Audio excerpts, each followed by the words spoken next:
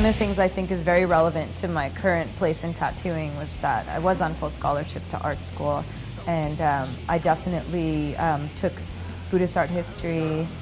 During that time, I had already also interned at the Metropolitan Museum of Art, where I was exposed to a tremendous amount of Asian art, especially Japanese, prints and paintings, and so I was really already had a taste for it. And then when I found tattooing, obviously it was definitely connected to my time, working in the sideshow. I worked with Michael Wilson, who's a very famous tattooed man. He was a major inspiration in helping me when I started. And, and as I was pursuing that, I definitely found the Japanese style and, instantly gravitated towards it because of its complexity and probably just the deeper history, and that it seemed to be very rigid in its structure in a sense, which I've probably come to evolve those ideas, but initially I was definitely attracted to a certain amount of structure. I primarily do Japanese style work, and as far as the artistic commitment of pushing myself, I definitely adhere to Horiyoshi III's ideals in the tattoos that I do. In the composition and in the scale and stuff like that. I definitely use that sort of as a mode for my own work. That's what I mean about doing things properly or respectfully, making sure that if there's a season involved in the piece, that all of the elements represent the proper season. And there's a lot of certain things like that that go into composing pieces. And actually composing even an entire body, not even just the individual piece. State of Grace is affiliated with Horiyoshi, obviously through Horitaka being one of his apprentices. He's definitely an authority on Japanese tattooing in America. It's kind of one of the things that brought me to him. Reading Bushido, which was like a personal account of his own experiences and sort of discovering Japanese tattooing, and especially from the perspective of a client of Horiyoshi III and later apprentice of Horiyoshi III, like I'm trying to explain my own experiences.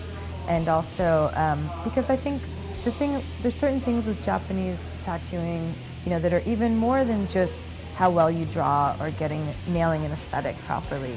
There's like a culture around it.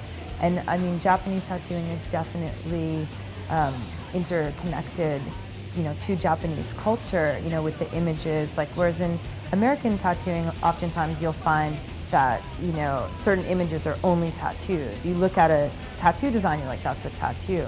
But in Japanese style, you may see, the figure of a hero and might be, well, that's a print, or that's a tattoo design, or that could be something off like a hanten, or some, there's a number of things it can be, because all of their symbols within their tattooing context exist, outside, just in their culture.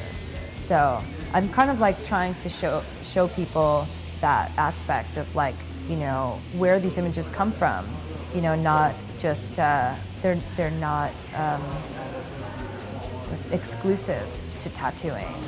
Horitaka, saw my devotion to Japanese tattooing, and he saw me as someone that would be fit to have a title, and he spoke with Horiyoshi about it, and they felt that I deserved one. This was all not to my knowledge. And so he came to me and asked me if I, could handle the responsibility that having a title would entail. And we talked about it for a while, and I said yes. And so that was like the first conversation we had. And then after that, he was discussing with Horiyoshi sort of what my title could be, and Horiyoshi took it upon himself to create one for me. And he asked Horitaka, for my birth year, and I'm Year of the Snake, and each birth year has a guardian deity, that is connected to it. And mine is Fugen Bosatsu, and when that is like written, another way of reading it in Japanese is also as Yuki, and Yuki is like a beautiful woman's name, and it also means snow. So it kind of has this like duality, relating to my guardian birth year, and also, being something feminine, and sort of like his own personal sense of humor about the white girl having the name Snow. So as far as Horitaka and I are aware, I am the first non-Japanese female to receive a tattooing title from a Japanese master. So Keith, you're totally gonna edit this out.